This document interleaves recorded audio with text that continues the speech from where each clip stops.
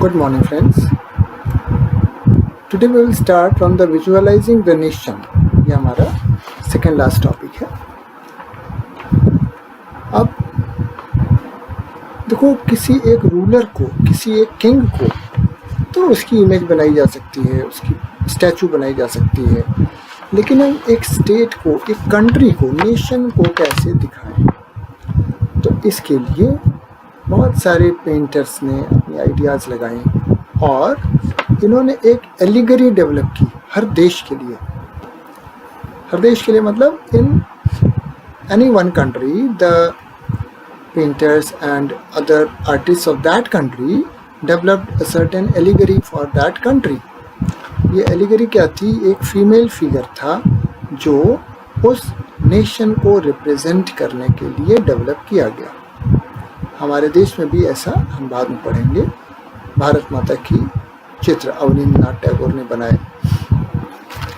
इसी तरह यहाँ पर जर्मनी के लिए जर्मेनिया को एलिगरी बनाया गया. फ्रांस के लिए क्राइसेंट मैरियाना को बनाया गया. तो विजुअलाइजिंग द नेशन का मतलब यही है कि किसी नेशन को कैसे विजुअलाइज किया जाए, कैसे दिखाया जाए, हाउ टू रिप्रेजेंट. और लोगों के अंदर अगर हमें नेशनलिज्म की भावना को जगाना है तो हम उनके सामने नेशन को कैसे प्रेजेंट करें?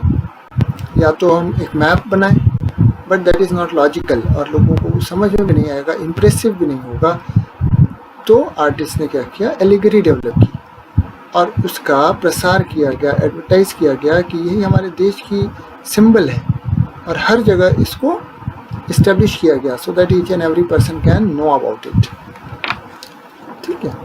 तो allegories were invented by the artists in the 19th century to represent the nation. और कॉकेट का मतलब हुआ कि एन ऑर्नामेंट, जैसे कि रिबन हो सकता है जो कि अपने हेड के ऊपर लगाई जाती है. तो this were made the symbols which were used with the allegory. इस पेज में हमको बॉक्स 3 में यहाँ पर मीनिंग्स ऑफ द सिंबल्स सिखाए गए हैं. That you should study these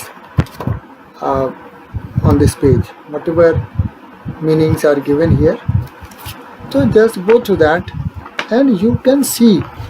देखो, जर्मेनिया एक एलिगरी बन गई जर्मनी के लिए, लेकिन जर्मेनिया का एक इमेज यहाँ पर देखो तुम्हें ये दिखाई देती है, दूसरी एक फॉलन जर्मेनिया दिखाई देती है, तीसरी एक Germania guarding the Rhine river की गार्डिंग करते हुए दिखाई देती है. तो ये क्या दिखाता है? ये इमेजिनेशन ऑफ द आर्टिस्ट जिसने सिचुएशन के हिसाब से अपनी एलिगरी को चेंज किया.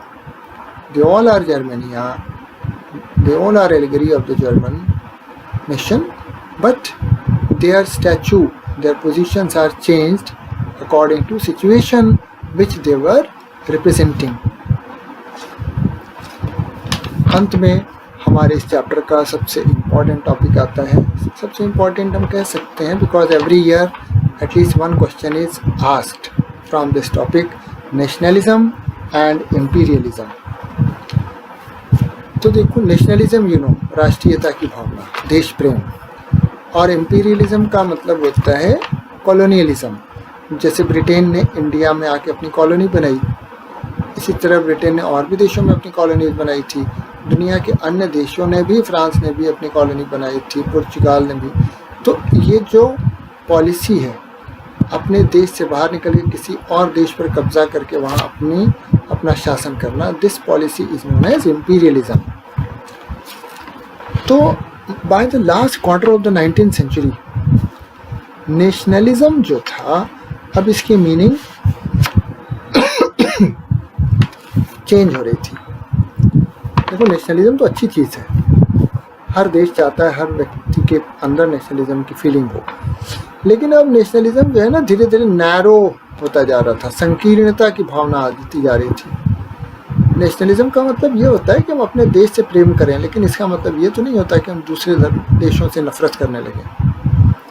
लेकिन अब यही हो रहा था नेशनलिज्म की फीलिंग धीरे धीरे नैरो होने लगी, लिमिटेड एंड्स के साथ। लोग अपने देश का तो भला सोचने लगे, लेकिन दूसरों की ज़मीन हड़प लेना, दूसरों का नुकसान पहुंचा के at the cost of others they wanted to increase their territory, इस तरह की चीज़ें धीरे धीरे बढ़ने लगी। ये सिचुएशन पूरे यूरोप की थी। और 1871 के बाद यूरोप में टेंशन का सबसे बड़ा जो सोर्स था वो था बाल्कन्स की एरिया।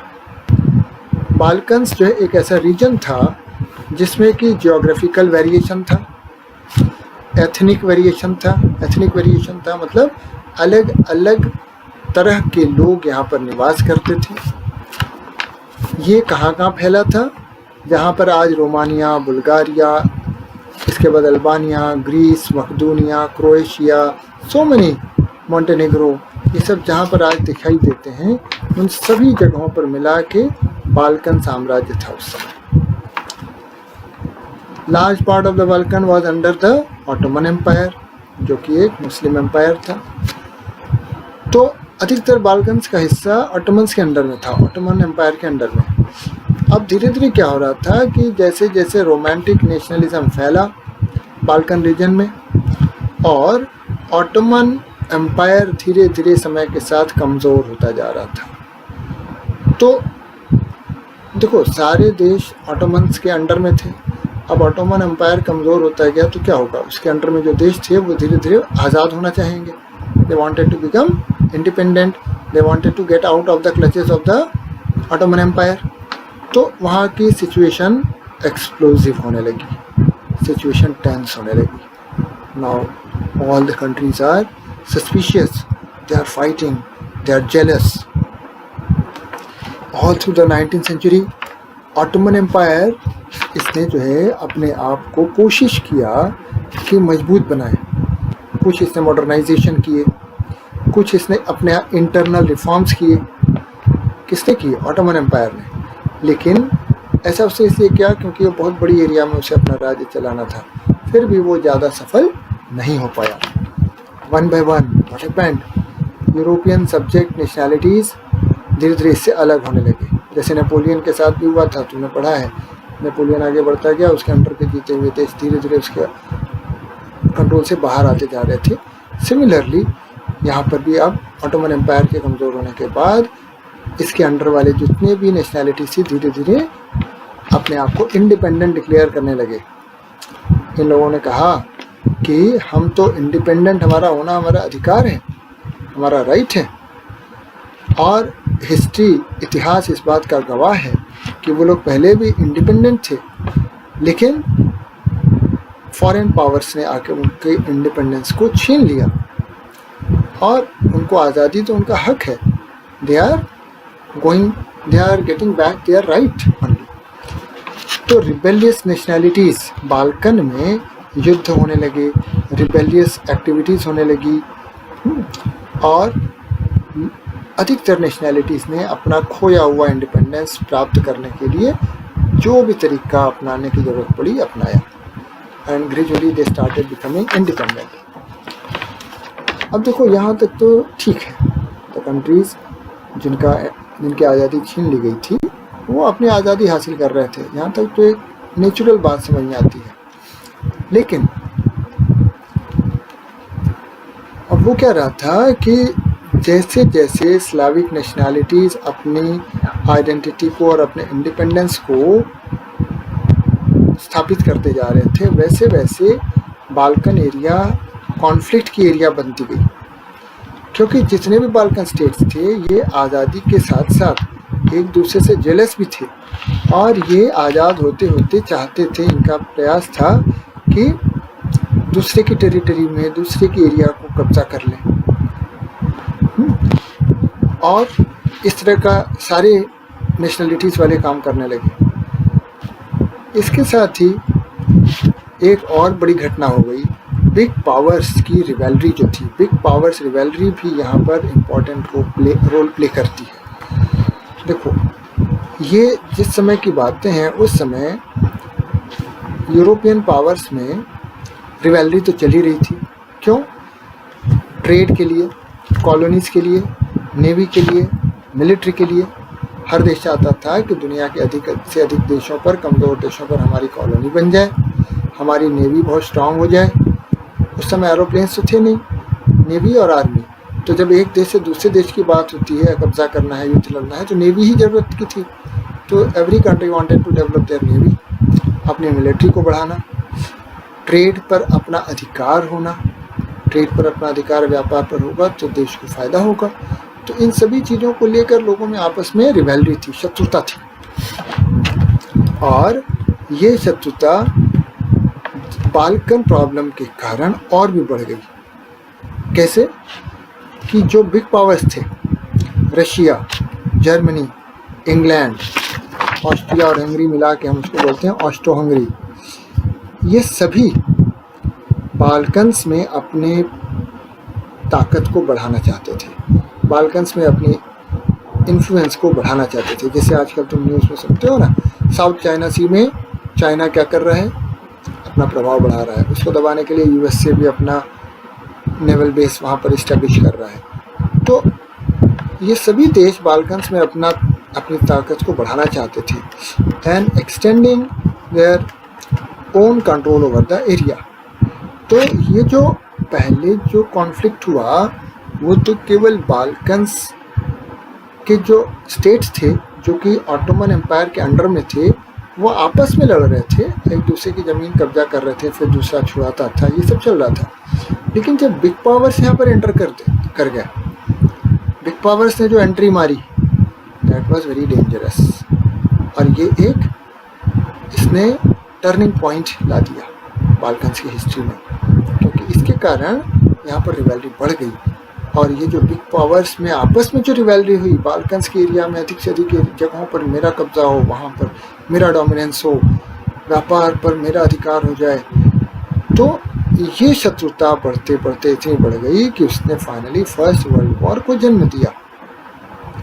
तो ये फर्स्ट वर्ल्ड वॉर जो 1914 में स्टार्ट हुआ, दैट वाज